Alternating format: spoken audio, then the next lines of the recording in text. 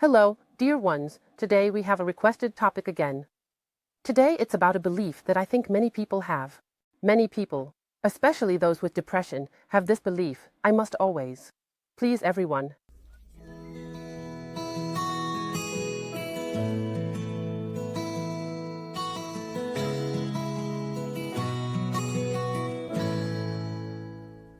Welcome to Soul Tapping.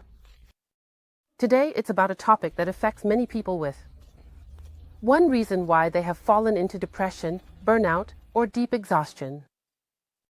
It's about a certain pattern that might still be running unconsciously at the moment because it belongs to the old protective strategies from childhood. Namely, this urgent desire to always please everyone. Maybe you recognize this in yourself too. You feel most comfortable when everyone around you is doing well. That is the most important thing to you. And when everyone likes you. That is also part of it. Not only that others are doing well, but also that they like you, that they care about you. That's why you're so afraid of risking that someone might not care about you anymore. So, why is that?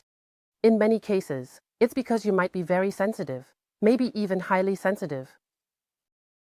And therefore also, the wishes and needs, or even the feelings of others, you can perceive better than your own. And because you would empathize so much, if someone else suffers, you want to prevent that at all costs. That means fulfilling the needs of others is more important to you than fulfilling your own needs. But there are many people who simply learned this in their childhood. That, for example, if you had parents who were not so stable, not healthy, not happy, you somehow sensed that they needed help and then thought as a child, I have to help them. Which of course cannot work, but they wanted to. Simply because they wanted a stable home environment.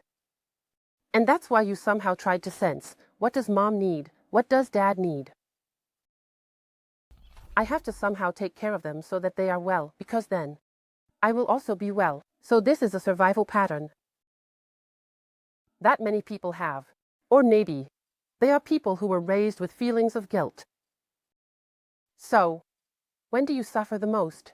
You suffer the most when someone else is doing poorly because of you, because then you get unbearable feelings of guilt.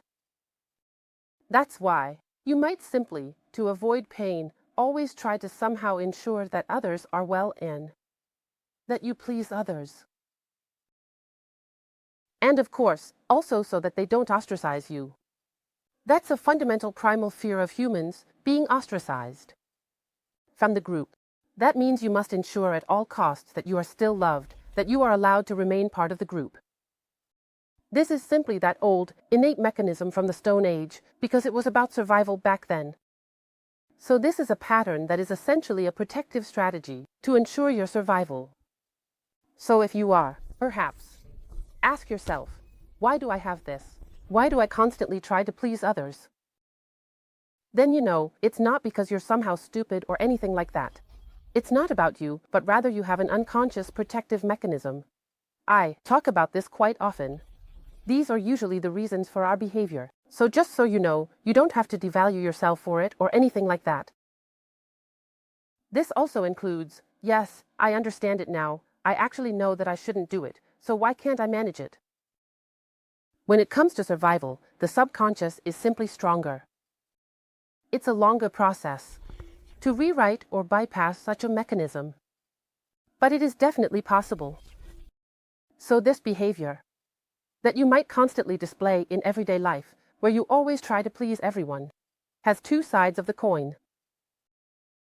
On one hand, it feels somehow good, simply because your survival system no longer kicks in. Simply because you're no longer on alert when you've ensured that others are doing well. So, in a way, this leads to a sense of well-being. But, on the other hand, it also leads to a terrible feeling. Because you completely neglect yourself, you always put yourself last, others always come first. And on the surface, it might feel good to you to always take care of others, especially if you're a woman or a mom. They have it even more strongly programmed genetically, always taking care of others. But still, it leads to an incredible amount of frustration because you're always shortchanged in life. You're always the one who has to stand back. You're simply treating yourself poorly, and it doesn't feel good, no matter how much you try to suppress it. Still, something inside you senses that it doesn't feel right. That means there's something wrong with it, and you can feel it. And it's true, especially when there's such an imbalance, where you're really neglecting yourself massively. Then that's an imbalance that can lead to illness in the long run and perhaps has already led you to depression. This means that for your healing journey, it's now about rewriting this pattern and taking better care of yourself. Okay, so your defense strategy is adaptation. There are many other defense strategies. Maybe you've read the book by Stephanie Stahl. The Child Must Find a Home. She describes in great detail what other defense strategies exist, because that's what we want and need as children, which is protection. And there are also people who do exactly the opposite. That means they go into isolation. So, we humans have two basic tendencies. These are simply innate mechanisms. On one hand, we need closeness, but we also need distance. So, it's about autonomy, but also connection. These are two opposites that we must learn to connect with each other as small children and find a golden mean. That's the healthiest way. Children learn this around their second or third year of life, when they start to walk, when they begin to independently distance themselves from their mother. They learn that it's also nice, yes, to be a separate being, to have their own wishes and needs, and to have their own sense of self-efficacy, and to come out of this constant connectedness. And on the other hand, they still need a lot of closeness. That means if something goes wrong during this period, in early childhood, because your family circumstances might not be entirely stable, and you can't be completely sure of your closeness to your mother, then it might remain your eternal endeavor later on to get into this closeness. You have a very strong need for closeness. These are the types that Fritz Riemann refers to as depressive types, in terms of basic character, and who later have a higher risk of falling into depression. But it can also be the other way around, where there are people who feel more secure by isolating themselves from others because closeness makes them anxious, depending on how they experienced closeness as a small child, depending on whether it was something pleasant or unpleasant. That's why there are also those who, instead of adapting, always run away from others, so to speak, and quickly end relationships, insisting on being independent again and again, because closeness makes them anxious. But if you are this depressive type and you have this pattern, you always want to please everyone, then adaptation is your basic pattern. And you notice this in all sorts of everyday situations. So maybe you can think of examples from your life if you reflect on it. You especially notice it on the relationship level. Let's say your partner always has the higher priority, at least from your internal perspective. He is somehow more important, greater, bigger, stronger. That's how you perceive him, of course. He isn't, but that's how you perceive him. This means you somehow feel less important or weaker, or you feel like you always have to hold back, because his needs and desires are more important, and because you also have an incredibly strong desire for harmony. Before you risk any argument breaking out, you prefer to give in, adapt, and pretend to yourself that you're above it. But you don't. At least, not at this stage. Maybe later, yes. Later, that is indeed the goal. But feel into where you stand, whether you might feel the same way. Or relationships, not only with your partner, but also with your parents. Could it be, for example, that you still put your parents on a pedestal because you perhaps never really dared to distance yourself from them during puberty and become an independent being, precisely because you have this issue with closeness, or something like that? That could be. Or you want to please your children, This is especially the case for many moms who feel that the children always have the highest priority and you always have to take a back seat. This is a very delicate matter because, in the first years of a child's life, that's indeed the case. Let's say, in the first year of life, it can't be any other way. An infant must have the highest priority. However, at some point, this must gradually reverse naturally so that you, as a mom, put yourself first again, because otherwise, it doesn't work. And that's something many moms have problems with. Namely, if you are such sensitive types who always strongly empathize when the child is not doing well, they always want to avoid and prevent their child from ever feeling bad. That's why they always say yes, always put themselves last, and rush around to make everything perfect for the child. And what do I know? And that is simply not healthy in the long run. So I have also had the experience that I can actually only be a good mom if I put myself first. Because if I always put the kids first, it drives you crazy. You eventually become irritable, and then you become unfair. And then you say stupid things. So, I somehow have to make sure that I stay centered and somehow make sure that I put myself first, even if that's difficult at first. It's challenging. So, it's fundamentally about how you set your priorities within your relationships with other people. It can also be in your professional life. What the boss says, that's what gets done. You don't question it at all. Or what the colleagues want, that's what gets done. Either out of a need for harmony or out of fear of losing your job, you're afraid to stand by your opinion. Because you're afraid of losing your job, which isn't very likely. But it's just a basic feeling. I have to adapt now, only then am I safe. And, yes, you might also have such patterns, I don't know, that you sometimes feel your inner discontent, but you smile it away.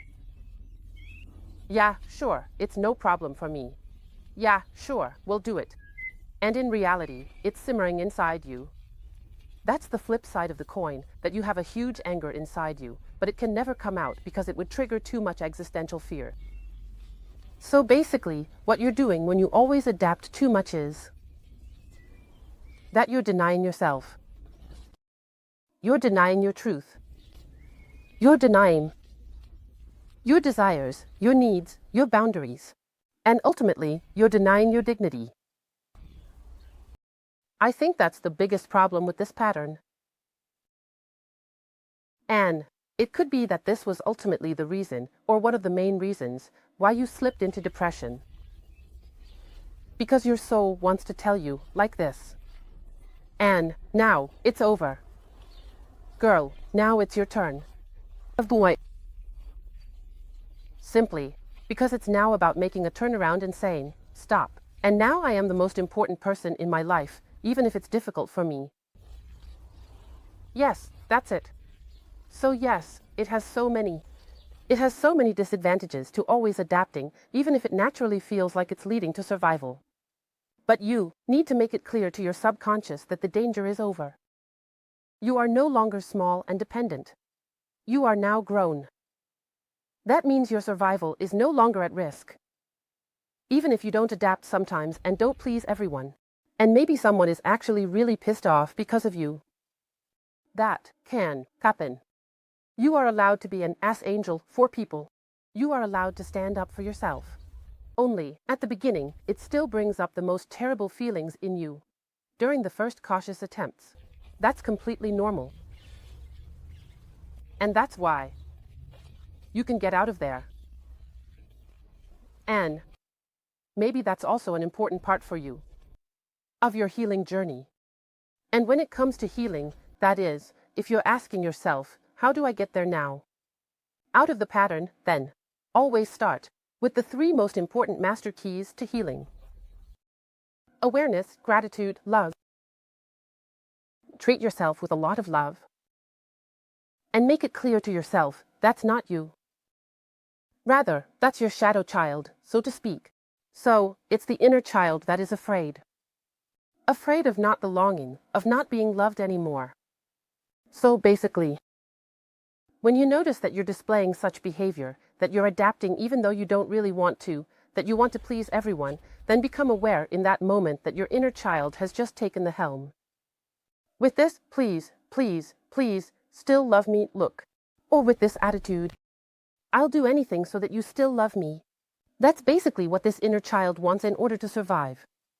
And when you become aware of this, you can embrace it with a lot of love. Hold this inner child in your arms. Basically, the healing steps are always the same, no matter what the issue is. So become aware of it, be grateful for the healing opportunity, and treat yourself with a lot of love. And be aware that it's just a program running. It's something old, something programmed, that simply no longer applies. And you should realize that this is not normal. So, if you grew up like that, it might be that as a child you learned that adults always crossed your boundaries, they always put you last, they always violated your dignity, through whatever means. Then, that might be something that seems normal to you, and that's why you do it the same way today, because you're used to it. But be aware, no, that's not normal. What happened back then was not okay.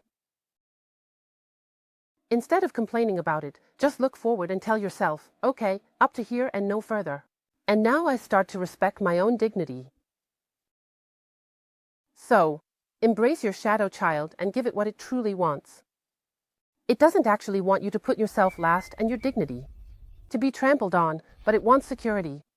It wants love. It wants to be sure that it won't be sent away, that it is loved. Give it that. Tell it that. Tell it that it is truly wonderful, that it will always be loved and that the danger is over. And then you can practice this in everyday life. So confront yourself with situations where you would actually like to please someone else.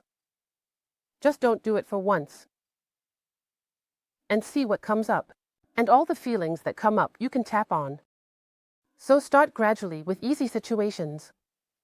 I recently heard such a nice example from a client who told me about one of her progress moments. Namely, she used to always bake 5 cakes whenever guests came over. So there is enough variety and so that every guest is really satisfied and truly gets what they like. And now she realized, no, that totally exhausts me and I don't want to spend so much time in the kitchen. And she consciously decided to bake only 2 cakes. And in the end, it was enough and all the guests enjoyed it and everyone was happy. And she was happy and proud of herself because she made progress, because she didn't always just try to please everyone. So, that was a great step forward, even if it's just a small everyday thing. But that's where we need to start. Learning and practicing, because that's what it's all about. And maybe you also know such examples of doing things right, like with the cake, for instance, that you, for example, I don't know, always trying to cook some food that your husband likes, even if you don't like it or something like that. It really becomes problematic when you try to fulfill all wishes, because you're not just dealing with one person. And people are all different. They all have different needs and desires. That means it's not possible at all to please everyone, because they all want something different. Maybe you also know such general situations. I don't know, your husband likes the food, but the kids don't. Or you wear clothes that you don't really like, but you think others will like, or that others expect you to wear. And then one person comes along and says, oh yes, nice skirt. And the next one says, oh, what kind of skirt is that? Or what? Whatever. For everyday situations. Maybe you know something like that. That you then think, no matter how I do it wrong. And I know that too, for example, when you have a YouTube channel, there are always some who don't like it. I can't please all the viewers. There are always some who like the videos and others who find them silly. There are always dislikes. Not many, but there are some. Always. And that's a great practice field. It was for me, just to see, okay, I can't only get likes, because, apparently, that's not possible.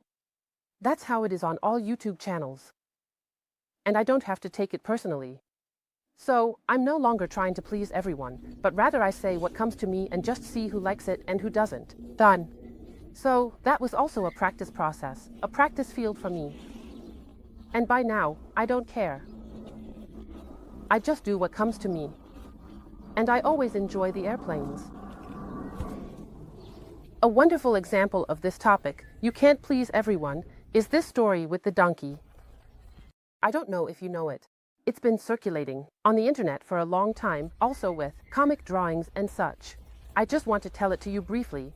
So there's this couple, they own a donkey. I think it's an old legend, or something like that. And the woman gets on the donkey, and they have to make some kind of journey across several villages. The woman rides the donkey, and the man walks on foot. Then they come to a village, and the people there start talking. Oh, what's this? The woman gets to ride, and the man has to walk himself. Is he stupid?